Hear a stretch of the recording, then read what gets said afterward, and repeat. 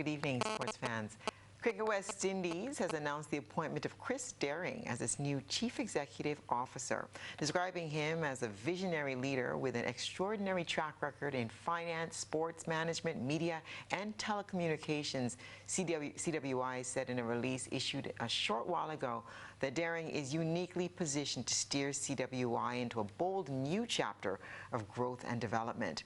Daring, who previously served as Managing Director and CEO of ICC Cricket World Cup 2007, replaces UK national Johnny Grave, who served as CEO from February 2017 to October 2024.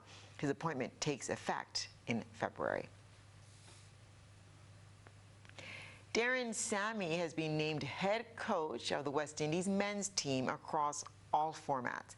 Sammy, who has been the coach of West Indies T20 internationals and ODI teams since last year, will take charge of the test side starting in April 2025, replacing Andre Coley. The CWI Director of Cricket, Miles Bascombe, announced this in St. Vincent.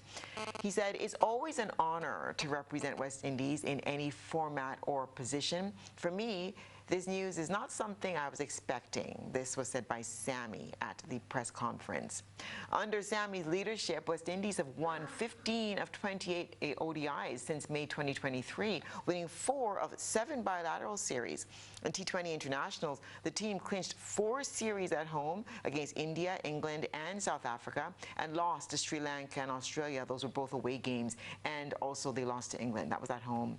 This is not counting the ongoing series against Bangladesh, so overall they've won 20 out of 35 T20 internationals played during this period. The University of the West Indies is celebrating the debut of former student cricketers Amir Jangu and Jediah Blades on the West Indies men's cricket team. The duo, who first received their regional exposure by representing the UWI on the combined campuses and college's first class and the List A cricket teams, later progressed to play for their national teams.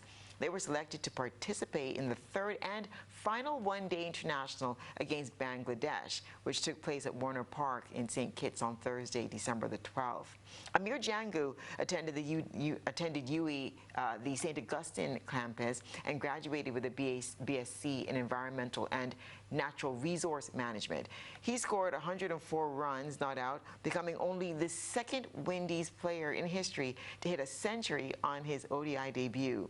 The 27-year-old left-handed wicketkeeper batter's remarkable performance follows the legendary Desmond Haynes, who scored 148 runs on his ODI debut in 1978 against Australia.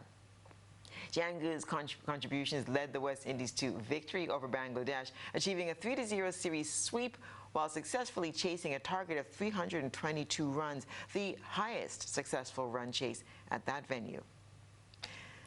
And West Indies all-arounder Deandra Doughton had just finished a team meeting ahead of the T20 International Series opener against India in Navi Mumbai on Sunday, where her name came up for bidding, the very first one out of the bag at the WPL auction. West Indies captain Hayley Matthews and the coaching staff were in the team room with her to watch the proceedings. Although anxious, Doughton was confident of finding a bidder. She didn't know, however, that she would go for such a high price, more than 3 times her base price of INR 50 lakh. When the paddle came down, she had been signed by Gujarat Giants for INR 1.7 crore, the equivalent of US $200,000 approximately, which was nearly 3 times the price she had fetched at the inaugural auction in February 2023. Congrats to her. And that's what's been happening in the world of sports.